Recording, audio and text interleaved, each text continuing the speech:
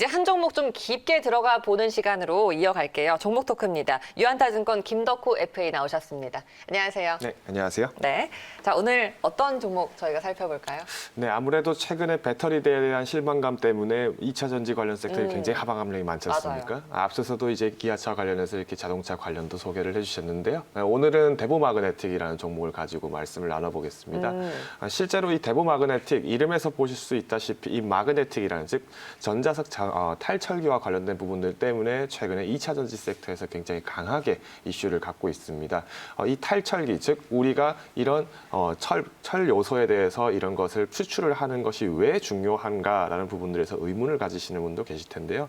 실제로 최근에 2차 전지 내에서의 어떤 안정성과 신뢰성 그리고 실제로 연료 자체에 대한 어떤 효율성들을 제고를 하기 위해서는 반드시 이 양극재 안에 들어있는 이 철분 요소들을 얼마나 효과적으로 제거를 하냐가 가장 중요한데요.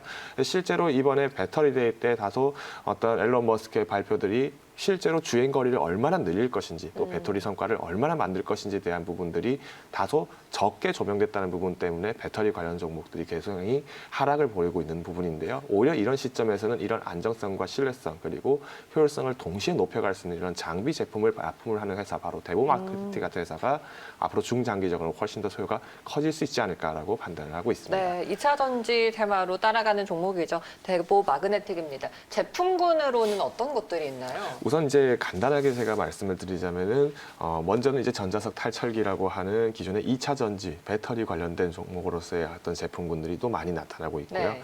특히 대보마그네틱 같은 경우에 이 우리가 지금 차트에서 보시는 것처럼 EMF, 앞서서 소개한 전자석 탈철기 같은 경우에는 글로벌 시장에서도 일본의 니혼 마그네틱과 더불어서 지금 양대 구조를 가지고 있습니다. 그렇기 때문에 굉장히 어떤 독점적인 구조를 갖고 있다는 특징을 가지고 있고요.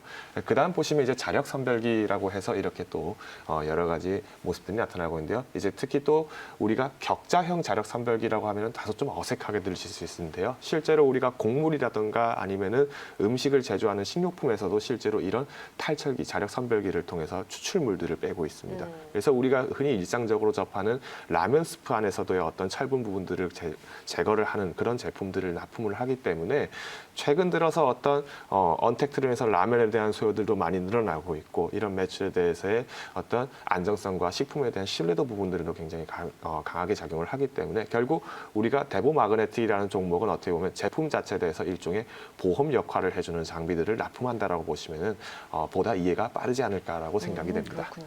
그런데 이제 테슬라 배터리 데이 때문에 신뢰형 매물이 나오면서 2차 전지주들이 좀 조정을 받고 있잖아요. 오늘은 좀 반등이 나오긴 했는데 앞으로 전망이 어때요?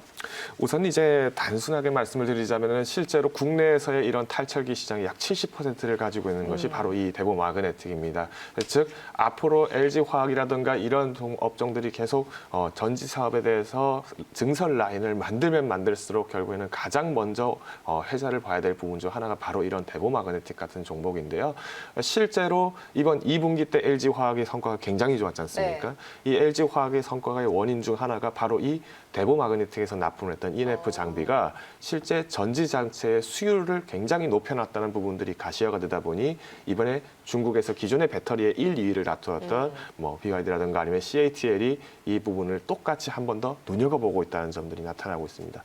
결국은 어떤 배터리 데이 때문에 실망감이 나타나면서 주가는 조정을 받았지만 여전히 이 시장성에 대한 유효성은 충분하고 특히 앞으로의 장기성들 특히 앨런 머스크가 주장을 한 것처럼 이후에는 전기차에 대한 부분들의 가격을 굉장히 낮추겠다. 2,900만 원 선까지 낮춰보겠다라고 얘기를 했던 것은 결국은 어떤 배터리에 대한 부분들의 원가 부분들 그리고 이런 주행 거리에 대한 부분들이 강점으로 작용할 수 없기 때문에 현재 구간에서도 충분하게 한번 보실 필요가 있지 않을까라고 판단이 됩니다. 그렇군요.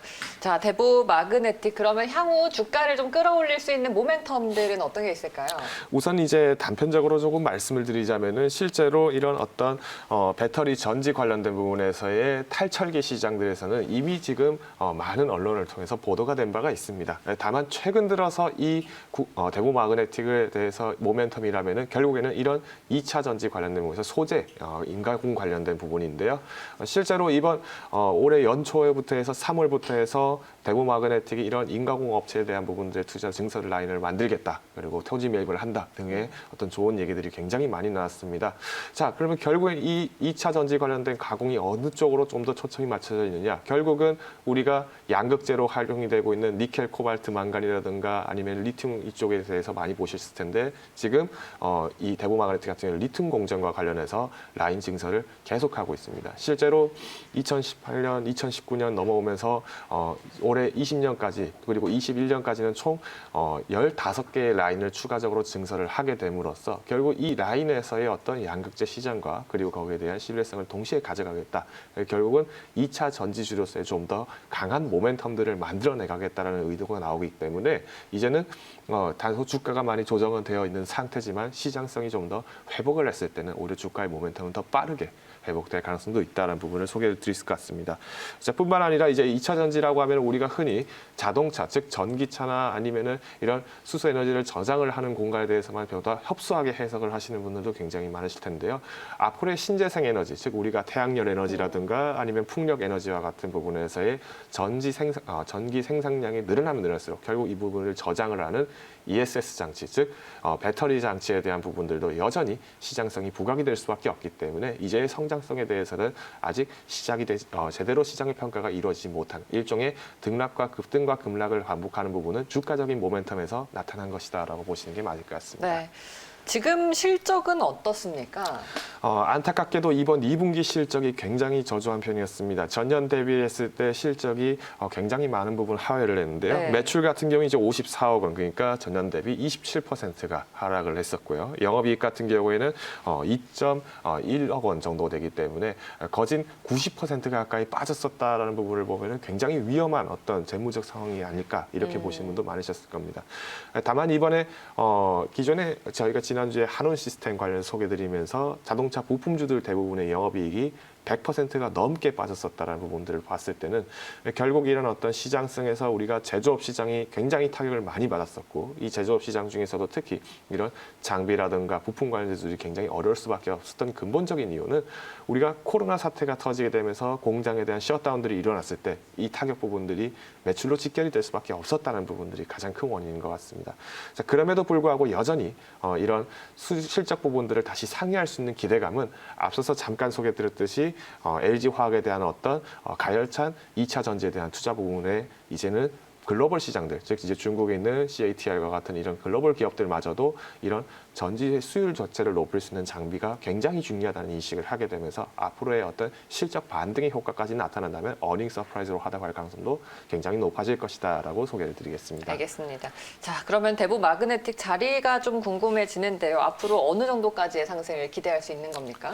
우선은 이제 제가 차트를 200일봉 차트를 제가 지금 네. 올려놓았는데요. 보시다시피 지금 코로나 사태가 터지기 직전 2월 19일 선까지의 주가로 굉장히 많이 떨어졌습니다. 즉 우리가 배터리데이라는 얘기가 나오기 전부터 이미 테슬라라는 전기차 시장이 앞으로 훨씬 더 커질 것이다. 여전히 유럽 시장의 기대가 높을 것이다 했지만 최근의 조정들은 마찬가지로 미국의 어떤 기술주들의 하락과 조정에 대한 부분들이 나타났고 급락폭이 컸네요. 가장 큰 원인은 아무래도 이제 이틀 전부터 어떤 실망감으로 네. 추이가 되면서 급락을 했던 구간이 가장 크지 않았을까. 이제 모멘텀이 식었기 때문에 차익 매물이 굉장히 많을 수밖에 없었지만 주가적인 모멘텀은 충분하게 메리트 있는 구간이다라고 소개를 드릴 것 같고요. 특히 주봉으로 저희가 살펴보면은 이 모멘텀의 급등과 급락이 굉장히 컸었다라는 부분들을 한눈에 이해를 하실 수 있을 것 같습니다.